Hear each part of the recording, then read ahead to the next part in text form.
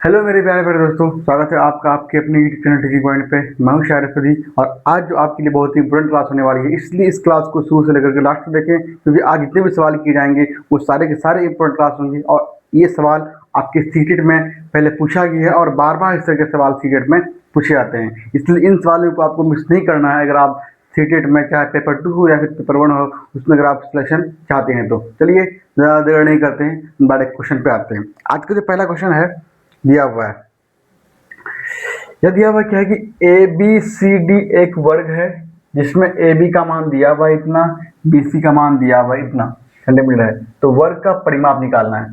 सबसे पहले आप जानते हैं कि वर्ग जो होता है,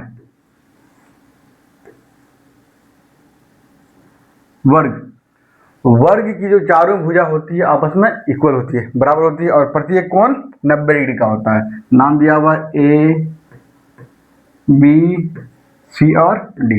समझिए इसको बढ़िया से। सबसे पहले हम जानते हैं कि वर्ग की चारों भुजाएं आपस में बराबर होती है, मतलब ये भुजा ये भुजा ये भुजा और ये भुजा आपस में बराबर हो जाएगी। फिर दिया हुआ है कि ए बी, ये जो ए बी है, ए बी का मान दिया हुआ है x प्लस 16। देखिए ये मैं आपको समझाने के लिए इतना बता रहा हूँ, ठीक है। जब आप समझ जाएंगे तो कुछ भी करने की आपको जरूरत नहीं है, डायरेक्ट आप जो है एक लाइन हल करेंगे, आप आंसर तक आ जाएंगे, ठीक है। फिर यहाँ बी सी है 3x।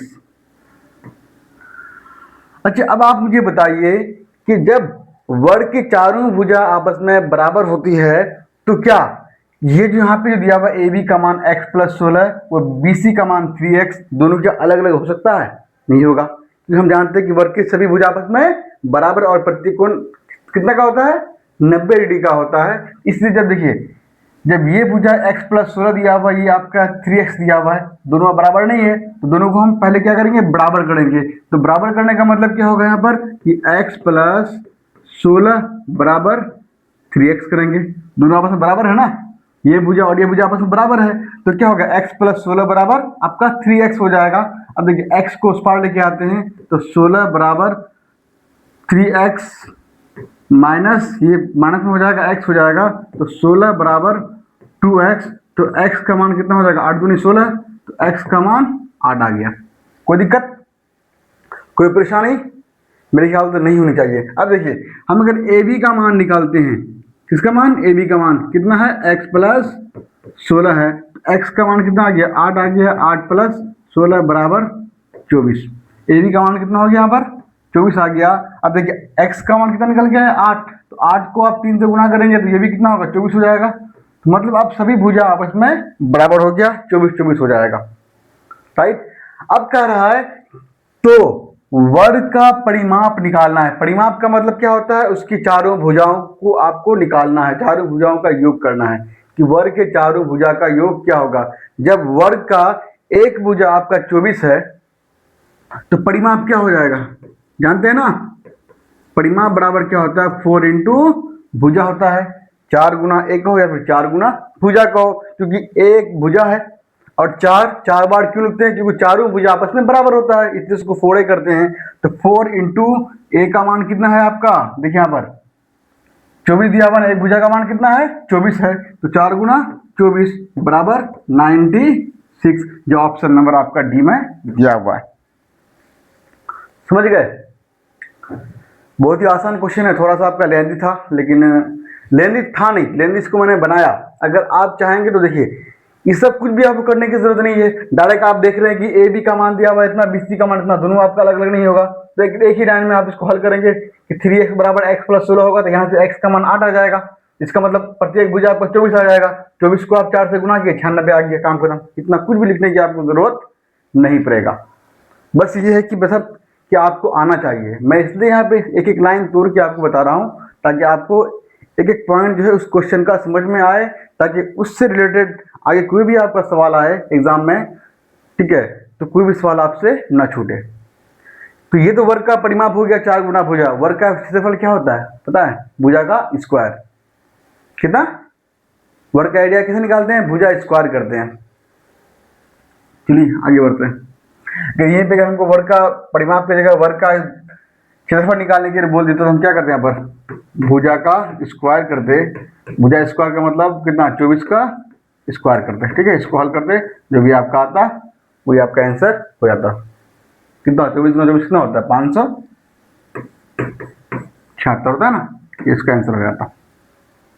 ठीक, कोई दिक्कत? ठीक, अगला क्वेश्चन देखते हैं।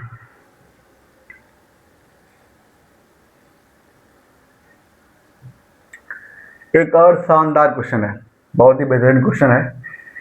जहाँ कि एक वर्ग और एक वृत्त का परिमाप बराबर है। किसका परिमाप? वर्ग का परिमाप और वृत्त का परिमाप। वर्ग का परिमाप अभी मैंने बताया था, क्या दिया हुआ? वर्ग का परिमाप किसके बराबर है? वृत्त के परिमाप के बराबर है। अब देखिए, वर्ग का परिमाप 4 इंटू भुजा होता है, बराबर वृत्त का परिमाप कितना होता है? पहले हम पढ़ चुके हैं 2 पाई आर। परिमाप बोलो, परिधि बोलो, कितना होता है? 2 पाई आर। वृत्त की परिधि 2 पाई आर। अब देखिए यहाँ से 2 2 कैंसिल हो जाएगा, 2 दूनी 4। तो अब देखिए ए का मान कितना आ जाएगा? 2 नहीं होगा ना, ए का मान कितना होगा? यहाँ पे पाई आर बचा, और यहाँ 2 है, 2 गुना के रूप में इस पार, उस पार जाने पर बटे के रूप में आ जाएगा। समझ गए? ए का मान जो निकल के आया वो कितना आ गया? पाई आर बाई 2 आ गया। कोई दिक्कत? चलिए, अब फिर कह रहा है कि वर्ग का क्षेत्रफल वृत्त के क्षेत्रफल से अनुपात क्या होगा? किसका मांग रहा है? देखिए, वर्ग का क्षेत्रफल का वृत्त के वर्ग का क्षेत्रफल कितना होता है? पता है ना आपको? वर्ग का क्षेत्रफल किसका बोला? आपका वृत्त का क्षेत्रफल से अनुपात। इन दोनों का अनुपात मांगा आपसे है। तो वर्ग का क्षेत्रफल भुजा स्क्वायर, तो भुजा मतलब ए का स्क्वायर, और वृत्त का क्षेत्रफल कितना बोला? कितना होता है? पाई आर स्क्वायर होता है। अब देखिए यहाँ पर, आज जब इन दोनों का आप अनुपात निकालने के लिए आपको बोला है, तो आप देख रहे हैं कि देखिए, वर्ग का क्षेत्रफल जो होता है भुजा का स्क्वायर होता है, और वृत्त का क्षेत्रफल जो होता है पाई आर स्क्वायर। तो जहां पे ए स्क्वायर है, ए का मान पाई आर बाई 2 है, तो क्या पाई आर बाई 2 का होल स्क्वायर नहीं हो जाएगा? क्योंकि ए का मान जो है वो पाई आर बाई 2 है। तो हम ये कर सकते हैं पाई आर बाई 2 का होल स्क्वायर, उसके बाद यहाँ पाई आर स्क्वायर हो जाएगा। कोई दिक्कत? अब देखिए यहाँ पर, अब इसको इधर लेके आते हैं तो क्या होगा? पाई स्क्वायर हो जाएगा। उसके बाद देखिए, दोनों पे स्क्वायर है ना, तो पाई स्क्वायर भी हो जाएगा, आपका आर स्क्वायर भी हो जाएगा, बटे में 2 का स्क्वायर 4। अब इस पार क्या आपका दिया हुआ है? पाई आर स्क्वायर।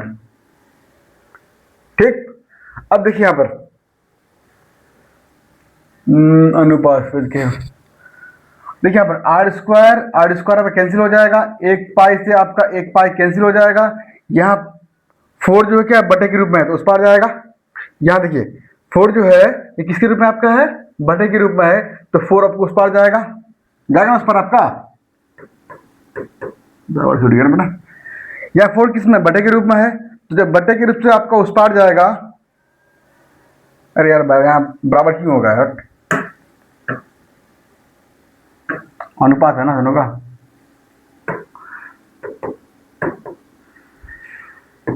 अब देखिए, यहाँ 4 आपका बटे के रूप में है, तो 4 आपको उस पार जाएगा। यहाँ से यहाँ कितना बचेगा? एक पाई बचा है ना, क्योंकि एक पाई से एक पाई कट गया था आपका। यहाँ पे कितना? ओनली एक पाई बचा है। यहाँ पे हो जाएगा पाई, ये 4 जो उस पार जाएगा अनुपात के, तो कितना है पे ऊपर में आ जाएगा, तो इसलिए पाई अनुपात कितना हो जाएगा? 4 हो जाएगा। ये ऑप्शन नंबर आपका डी में दिया हुआ है। कोई दिक्कत? बराबर नहीं होगा। बराबर क्यों होगा? ठीक है, वो अनुपात, दोनों का अनुपात बोला है ना, तो दोनों का अनुपात, इसका वर्ग का क्षेत्रफल का अनुपात, ठीक है, वर्ग का क्षेत्रफल और वृत्त के क्षेत्रफल का अनुपात मांगा है। ठीक, कोई दिक्कत? ये भी क्वेश्चन आसानी कहिए इसको, ठीक है। थोड़ा सा देखिए, सॉल्व तो करना पड़ेगा, बिना सॉल्व किए हुए तो आप आंसर तक पहुंच सकते हैं। ठीक है, अगर बस ये होगा कि जब आपका स्पीड बढ़ जाएगा, बनाने का तरीका आपका थोड़ा बढ़ जाएगा, तो आप इतना कर सकते हैं कि थोड़ा जो क्वेश्चन को है सभी स्टेप को न लेकर के आप स्टेप को बीच में स्किप कर सकते हैं, लेकिन जहाँ पे आपका रूल है, अब देखिए वर्ग का परिमाप, वृत्त का परिमाप 4a और 2πr, इसको तो आपको लिखना ही पड़ेगा। अब अगर चाहें तो आप यहाँ लिख रहे हैं तो यहाँ पे a का मान निकालना पड़ेगा, वर्ग का क्षेत्रफल वृत्त का क्षेत्रफल का अनुपात वो लिखना ही पड़ेगा, निकालना ही पड़ेगा, तब ना मान को आप उसमें पुट करेंगे, तब जाकर के आपका पाई अनुपात 4 आ जाएगा। तो इस तरह के मैथ को आपको हल करना ही पड़ेगा, ठीक है। बिना हल किए हुए इसको आप यानी बोले कि नहीं ऐसे ही क्वेश्चन को देखिए आप डायरेक्ट आंसर तक पहुंच गए, ऐसा कोई पॉसिबल नहीं है। इसको आपको जो है एक लाइन को सॉल्व करना होगा। बस ये फर्क हो सकता है कि आप अगर आपको आता है तो कुछ लाइन को बीच में स्किप कर सकते हैं, समझ गए। चलिए अगला क्वेश्चन देखते हैं।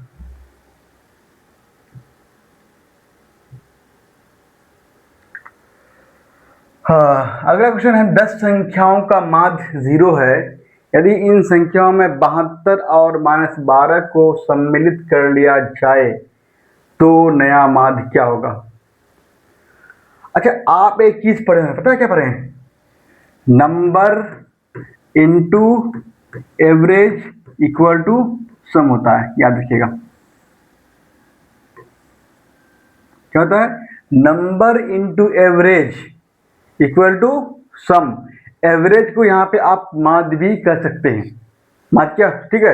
एवरेज को यहाँ पे आप माध्य भी कह सकते हैं, यानी कि नंबर इनटू एवरेज जो होता है वो बराबर, दोनों को आप गुना करेंगे, नंबर को और एवरेज को, ठीक है। नंबर को और माध्य को आप गुना करेंगे तो जो आपका निकल के आएगा वो पूरी संख्याओं का सम हो जाएगा। तो अब यहाँ से आप कुछ भी निकाल सकते हैं। अगर आपको एवरेज निकालना हो तो आप क्या करेंगे, सम से आप नंबर को डिवाइड कर देंगे, हो जाए, कर सकते हैं ना, करेंगे ना यहाँ पे। तो ये कुछ बातें हैं, इसको आपको याद रखने की जरूरत है।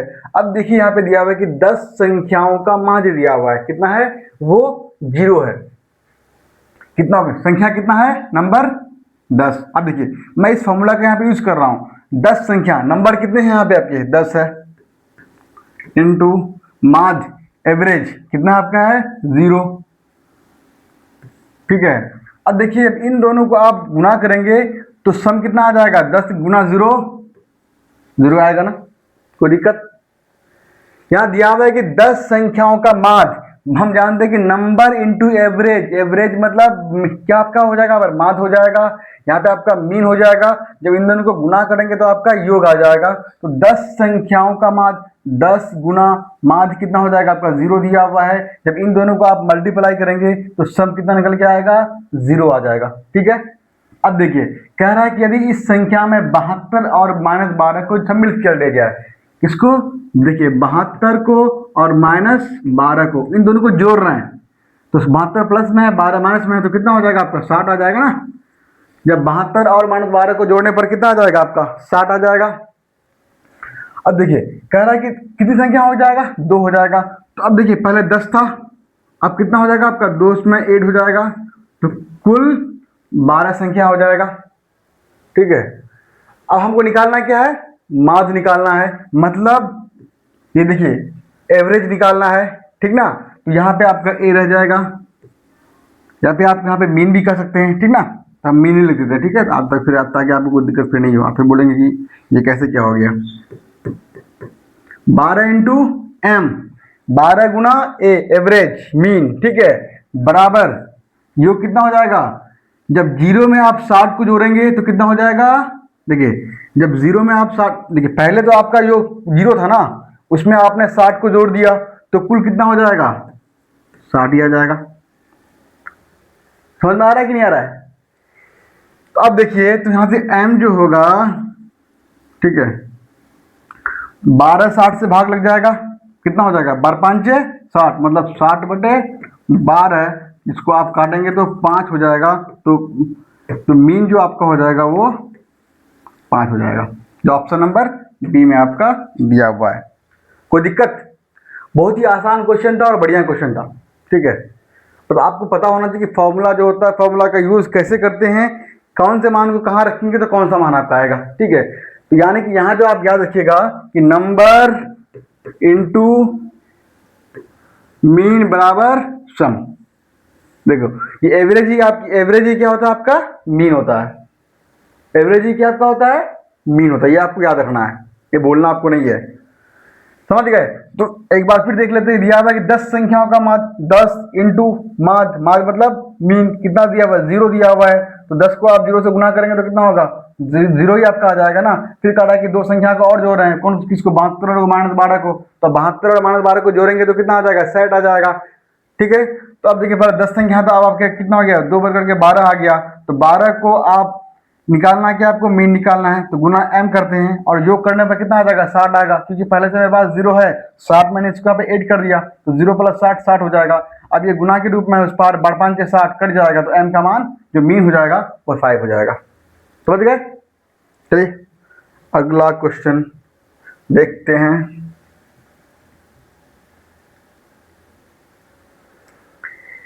ये क्वेश्चन भी थोड़ा सा इजी है, वो आज बहुत इजी है। किसी लंबवृत्तीय बेलन के आधार की परिधि इतना दिया हुआ है, उसकी ऊंचाई भी दिया हुआ है, बेलन का आयतन निकालना है। ठीक है, कोई दिक्कत। देखिए दिया हुआ क्या हमको, परिधि। बेलन कैसा होता है,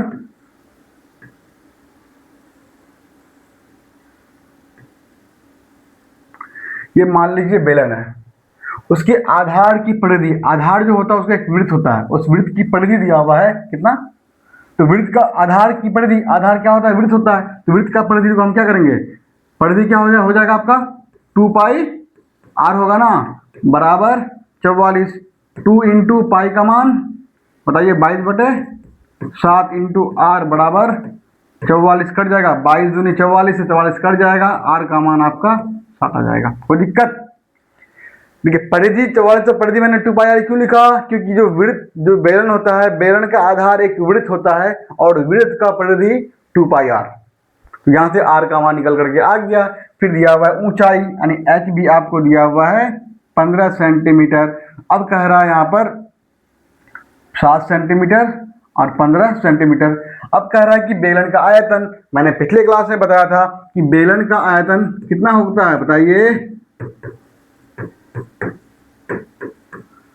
पाई r स्क्वायर h होता है। पाई का मान 22/7 मान लेने भी बोला यहाँ पर, ठीक है। और r का मान देखिए दिया हुआ ना 7, 7 का स्क्वायर का मतलब 7 गुना 7, और h का मान 15। कोई दिक्कत। इसको आप गुना भाग कर लेंगे, वो तो आप कर ही सकते हैं ना, 7 से 7 कट जाएगा, ठीक है। 15 7 कितना होगा 105, 105 फिर 2 से मल्टीप्लाई करेंगे तो कितना होगा 210, 210 को 11 से गुना करते हैं, इसको आप 11 से गुना करेंगे तो 0 0 0 हो जाएगा, 0 1 0, 1 2 3 और 2, 2310 कितना हो जाएगा आपका यहाँ पर 2310 हो जाएगा, जो ऑप्शन नंबर आपका डी में दिया हुआ है। समझ में आया कि नहीं आया आपको। यहाँ कुछ नहीं है, आपको तो गुना करना है, 15 को 15, 22 7 और 15 को गुना करेंगे तो कितना आ जाएगा 2310 आ जाएगा। अब देखिए मैंने यहाँ पे किया क्या, अब आप, अगर आपको समझना है कि मैंने इतना शॉर्ट में कैसे गुना कर लिया, ठीक है। अब देखिए 15 को 7 से गुना करेंगे 105 तो होता ही है, सबको पता है। अब देखिए आप 22 है, 22 मतलब 2 गुना 11, तो एक 2 होगा, एक आपका कितना होगा 11 होगा। तो 105 को जब 2 से गुना करेंगे 210 आ जाएगा। 210 को आपको 11 से गुना करना है। तो 11 से गुना करने का तरीका पता क्या होता है, कि जब किसी भी संख्या को 11 से गुना करते हैं, जो संख्या का उसको पहले लिख लेंगे, फिर उसको आगे एक एक कदम जोड़ते जाएंगे। मतलब 0 को 0 रख लिए, फिर 0 को आप 1 से जोड़ेंगे 1 आ जाएगा, फिर 1 को 3 से जोड़े 2 से जोड़ेंगे 3 आ जाएगा, ठीक है। फिर 2 से आगे कुछ नहीं है तो 2 को हम लिख देंगे। समझ गया ना। मान लीजिए कोई संख्या आपके पास, ये संख्या है, इसको आपको 11 से गुना करना है। देख लीजिए कैसे गुना करते हैं 11 से। ये 2 है, 2 को लिख देंगे, 2 और 6 को जोड़ेंगे कितना हो जाएगा 8 हो जाएगा, 6 और 5 को जोड़ेंगे कितना हो जाएगा 11 आ जाएगा, 11 का 1 हो जाएगा, हाथ में 1 रह जाएगा। फिर 5 और 2 7, 7 और 1 जो हाथ में था 8 हो जाएगा। फिर 8 और 2 10, ठीक है। 10 का कितना आएगा 0 आ जाएगा, ठीक है। फिर 8 8 आगे कुछ नहीं है, तो जो एक हाथ में था उसको 8 में जोड़ देंगे तो 8 8 कितना हो जाएगा 9 आ जाएगा, ठीक है। इस तरह से हम क्या करते हैं, किसी भी संख्या को हम 11 से मल्टीप्लाई करते हैं, ठीक। आगे इसको जो संख्या दिया होगा उसको लिखेंगे और आगे उसको आप एक एक को जोड़ते जाएंगे, तो वो आप जो निकल के आएगा वही उसका मल्टीप्लाई निकल के आ जाएगा, ठीक। चलिए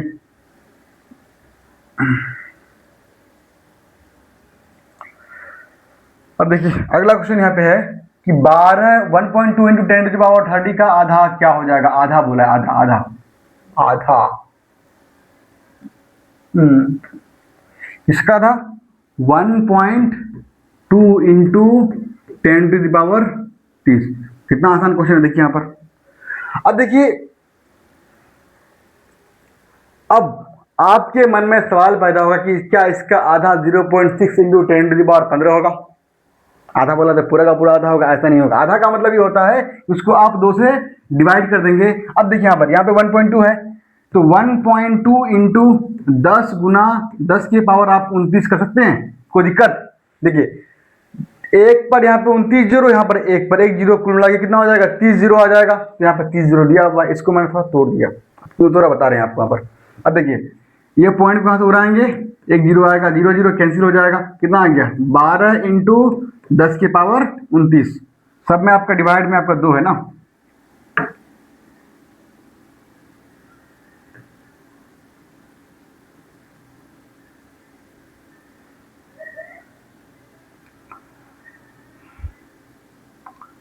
ये 1.6 इंटू 10⁻30 दिया हुआ, यहाँ पे कितना है 12 इंटू, यहाँ पॉइंट था ना आपका, ठीक है, 10 की पावर 10 गुना 10 की पावर 29। अब देखिए यहाँ पर, तो यहाँ कितना गया 12 गुना 10 की पावर आपका 29 आ गया। इसको आप 2 से डिवाइड करेंगे, आधा बोला है, आधा करना है, आधा करने का मतलब 2 से भाग देना है। 6 दूनी आपका 12 आ जाएगा, तो 6 गुना 10 की पावर कितना हो जाएगा 29 आ जाएगा। जो ऑप्शन नंबर किसमें दिया हुआ है, 6 गुना 10 की पावर 29, ऑप्शन नंबर आपका बी में दिया हुआ है। समझ गए।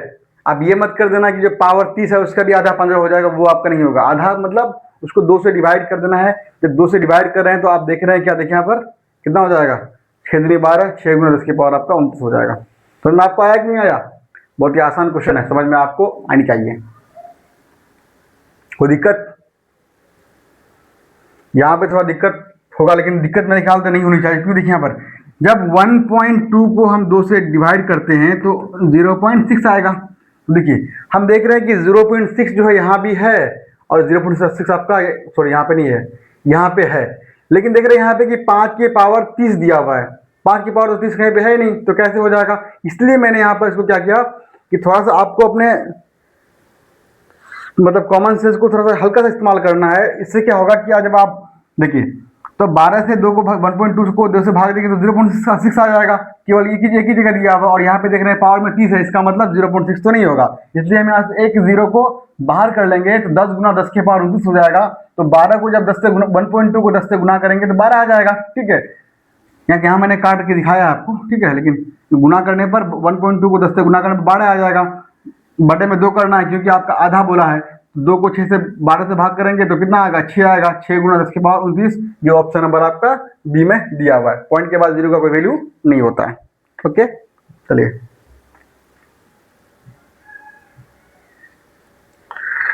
अब देखिए अगला क्वेश्चन यहाँ पे है,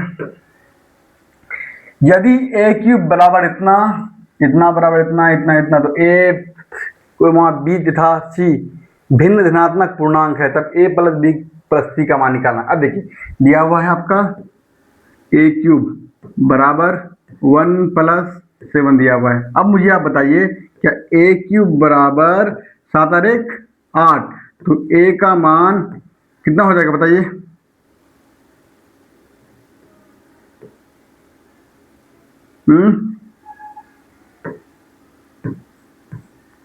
ये आपका कितना हो जाएगा, इतना हो जाएगा आपका, होगा ना। जब क्यूब को हटाएंगे तो क्यूब रूट आपका आ जाएगा, तो ए का मान 2 आएगा। आएगा कि नहीं आएगा। देखिए स्क्वायर नहीं है, ये भी क्यूब रूट है। इसका मतलब 8 को जो है 8 इतना 2 गुना 2 गुना 2 8 बार होता है। तो क्यूब रूट होने का मतलब क्या होगा, प्रत्येक 3 में से, मान लीजिए कि रूट के अंदर में आपका 4 4 4 4 बार लिखा हुआ है। अगर क्यूब रूट क्या हुआ तो एक 4 बाहर आता है।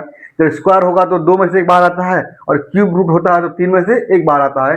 तो 8 कितना का क्यूब है, 2 का क्यूब 8 होता है। इसलिए यहाँ पे क्या हो जाएगा, एक ए का मान 2 आ जाएगा, ठीक है। अब फिर देखिए, फिर दिया हुआ है 3 का क्यूब बराबर 1 + 7 + बी दिया हुआ है। 3 का क्यूब कितना होगा, 3 × 9 = 27 बराबर 7 और 1 8 + बी। 8 को इस पार लेके आएंगे तो कितना होगा, 19 होगा। 19 बराबर बी, तो आपका बी का मान भी निकल करके आ गया, कितना, 19। अब देखिए फिर आगे दिया हुआ है ए का मान इतना, बी का मान इतना, फिर दिया हुआ है 4 का क्यूब बराबर 1 प्लस 7 प्लस सी। तो 4 का क्यूब कितना होगा, 64 होता है। 4 गुना 4 गुना 4 64 बराबर 7 और 1 8 प्लस सी। 8 को इस पार लेके आएंगे तो कितना हो जाएगा आपका 56, 56 बराबर सी हो जाएगा। तो सी का मान भी निकल करके आपका आ गया। अब कह रहा है कि ए था, तब ए प्लस बी प्लस सी का मान निकालना है। किसका मान निकालना है आपको, ए प्लस बी प्लस सी। ए का मान 2, बी का मान 19, सी का मान 56। दूरी कितना होगा, 9 6 15 2 17 का 7, हाथ में 1 रहा, 5 1 6 और 1 7। जब तीनों को जोड़ेंगे तो कितना आ जाएगा, 77 आ जाएगा।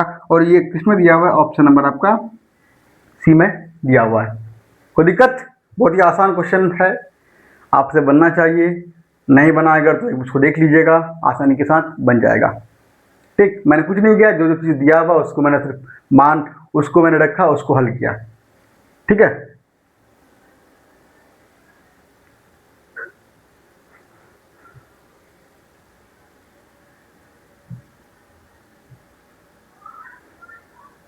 बाप रे कितना लंबा क्वेश्चन है। अब देखिए यहाँ पर दिया हुआ है कि हम किसी संख्या को संपूर्ण संख्या कहते हैं यदि ये संख्या इसके सभी धनात्मक गुणनखंडों के संख्या को छोड़कर के योग के बराबर हो। उदाहरण के लिए 28 एक संपूर्ण संख्या है, क्योंकि 28 1 2 4 7 14 इनमें से कौन सी एक संपूर्ण संख्या है। देखिए सबसे पहले आपको पता होना चाहिए कि संपूर्ण संख्या होता क्या है। संपूर्ण संख्या वो संख्या होता है कि जब उस संख्या का आप गुणनखंड करते हैं तो उसका जो फैक्टर होता है, उसका गुणनखंड जो होता है, उन सभी संख्याओं को जोड़ने पर वो संख्या आ जाता है। समझ नहीं आया? यानी कि मान लीजिए कि आपके पास कुछ संख्या है, मान लीजिए एक संख्या आपके पास 15 दिया हुआ है, ठीक है, उसका आप फिर गुणनखंड निकालते हैं, फैक्टर करते हैं। 15 किससे करता है, 1 से करता है, 3 से करता है, 5 से करता है, 15 से करता है ना। लेकिन कह रहा है कि वो संख्या छोड़ करके, मतलब 15 को उसमें इंक्लूड नहीं करनी है। ठीक है, तो 15 के अलावा उनके जितने भी फैक्टर्स होंगे उन सभी को जोड़ने पर अगर 15 आ जाएगा तो वो संपूर्ण संख्या होगा। समझ गए? जैसे कि आपका दिया हुआ 28, क्वेश्चन में आपका दिया हुआ है 28 दिया हुआ है। 28 बताइए किस किस से करता है, 1 से करता है, उसके बाद 2 से करता है, उसके बाद 3 से नहीं करेगा, 4 से करता है, उसके बाद किससे करता है, देखिए दिया हुआ ना 7 से करता है, फिर आपका 14 से करता है, फिर आपका 28 से करता है। हाँ करता है ना।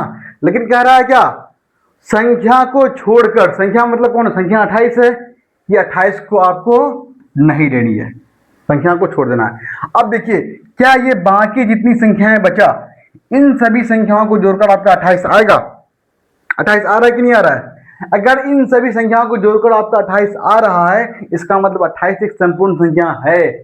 अगर जोड़कर आपका 28 अगर नहीं आएगा तो वो आपका संपूर्ण संख्या नहीं होगा। तो मैं आपको आ गया, चलिए सबको जोड़ लीजिए। 14 7 21 21 4 25 2 27 और 1 28 आ गया। इसका मतलब 28 क्या है, एक संपूर्ण संख्या है। क्वेश्चन में आपको दिया हुआ भी है। तो कह रहा है कि निम्न में से कौन सी संख्या संपूर्ण संख्या है। अब कह रहा है कि जो आपका 4 दिया हुआ है 13 10 9 6, इन चारों में वो कौन सी संख्या है जो संपूर्ण संख्या है। इन चारों में से आपको संपूर्ण संख्या खोजना है। तो सबसे पहले आपको 1 से लेकर के 100 तक के बीच कुल कितनी संपूर्ण संख्या होता है वो आपको पता होनी चाहिए, या याद रखना है। अगर मान लीजिए आपको याद नहीं है तो इस तरीकों को अपनाएंगे, आपको आसानी के साथ मिल जाएगा। कितना होता है, देखिए 1 से लेकर के 100 तक के बीच में कुल 2 ही संपूर्ण संख्या हैं। कितने हैं, केवल 2 होते हैं। कौन कौन बताइए, कौन कौन होते हैं, 6 और 28। 1 से लेकर 100 तक में केवल 2 ही संपूर्ण संख्या है और वो आपका 6 और 28 होता है। फिर आपका होता है 496 भी आपका आता है। ठीक है, तो यहाँ पे जो है अब कह रहा है कि इनमें से कौन हो जाएगा। अगर आपको याद है तो आप डायरेक्ट कैंसिल कर देंगे, या नहीं तो आपको चेक भी कर लीजिए कैसे आ जाएगा। क्या 13 का आपका कोई फैक्टर होगा, हम कह रहे नहीं होगा। होगा, आप भी कहिएगा कि नहीं होगा, क्योंकि 13 क्या आभास संख्या है और आभास संख्या का तो इसलिए वो संपूर्ण संख्या होगा नहीं होगा, क्योंकि इसका कितना होगा 1 और 13 आ जाएगा, तो 13 को लेना नहीं है, तो ये आपको होगा नहीं होगा, इसलिए आपका 13 पहले कैंसिल हो जाएगा, क्योंकि 13 एक आभाज्य संख्या प्राइम नंबर। अब 10 की बात करें, अगर 10 क्या होगा 2 होगा, 5 होगा और आपका 10 होगा। 10 को नहीं लेना है, संख्या को छोड़ देना है, जो संख्या आपका है ना उसको छोड़ देना है, एक भी हो जाएगा ना, एक भी हो जाएगा, 1 2 5 हो जाएगा, 5 2 7 1 8, 10 आया नहीं आया, ये भी नहीं होगा, इनको जोड़ करके 10 आपका आना चाहिए। अब 3 की बात करें, अगर 1 हो जाएगा, 3 हो जाएगा, उसके बाद कितना होगा 9 होगा, संख्या छोड़ देना है, 3 और 1 4, 9 आया नहीं आया, ये भी नहीं होगा। अगर 6 की बात करें, 1 हो जाएगा, 2 हो जाएगा, 3 हो जाएगा, 6 हो जाएगा, 6 को लेना है नहीं लेना है, 2 और 3, 3 और 2 5 और 1 6 आ गया। तो समझ गए कि संपूर्ण संख्या क्या होता है। कोई दिक्कत परेशानी तकलीफ है ना। चलिए देखते हैं अगला क्वेश्चन और क्या है आपका। इसको देख लेते हैं ना, अब लास्ट क्वेश्चन आज का कह रहा है 12 मिलियन को 12,000 में जोड़ने पर प्राप्त होगा।